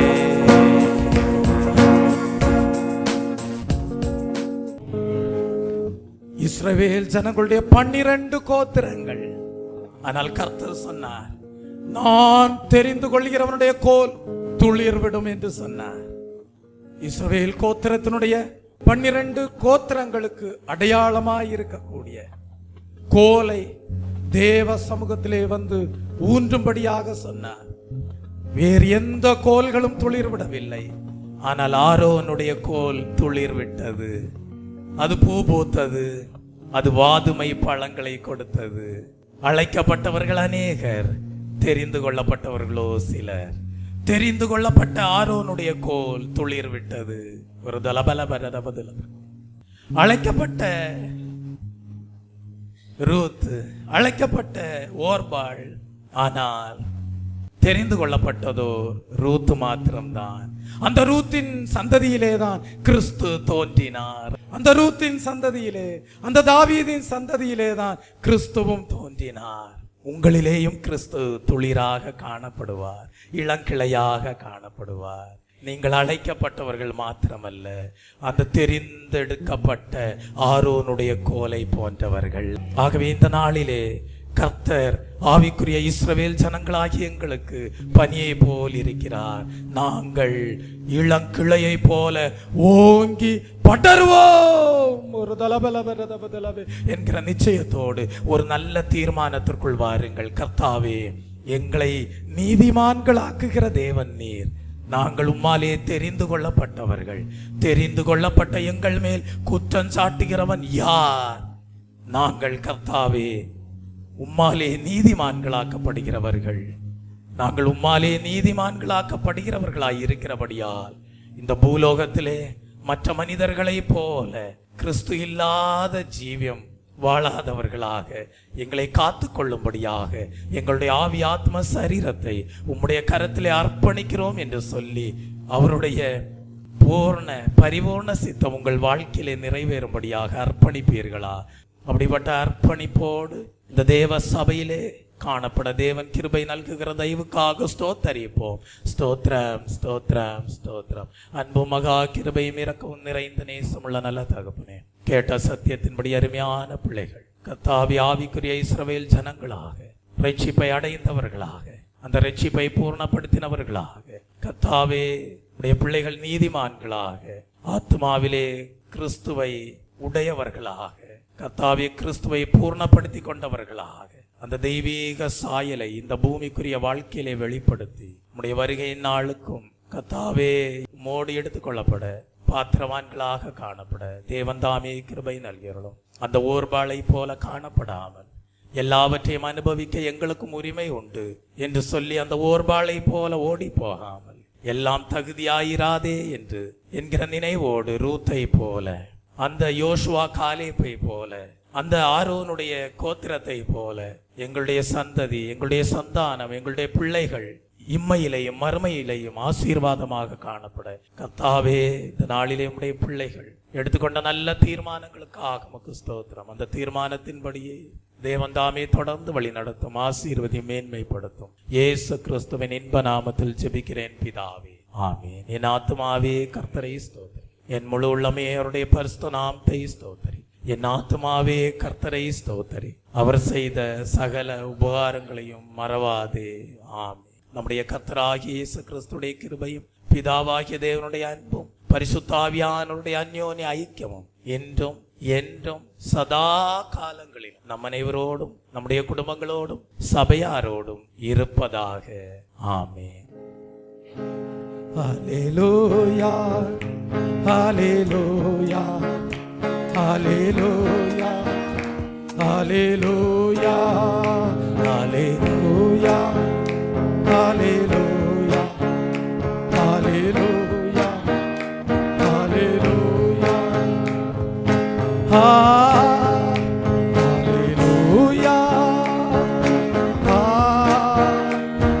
ஹல்லேலூயா,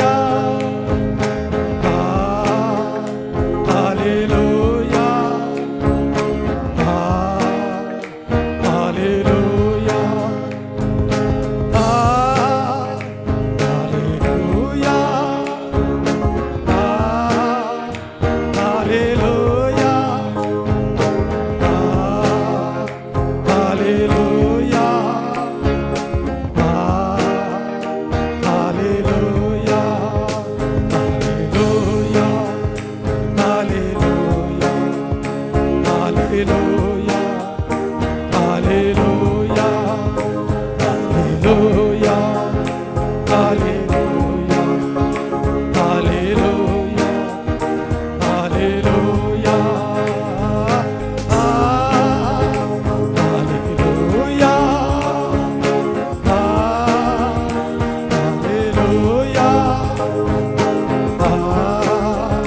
Hallelujah. Hallelujah. Hallelujah. கர்த்தர் ஆவிக்குரிய இஸ்ரவேல் ஜனங்களாகிய உங்களுக்கு பனியை போல் இருக்க நீங்கள் கிளைகளாக ஓங்கி படரச் செய்து செழித்தோங்க செய்து ஆசீர்வாதமாக வாழ தேவன் தாமே உங்களுக்கு அனுக்கிரகம் செய்வாராக. ஆமென்.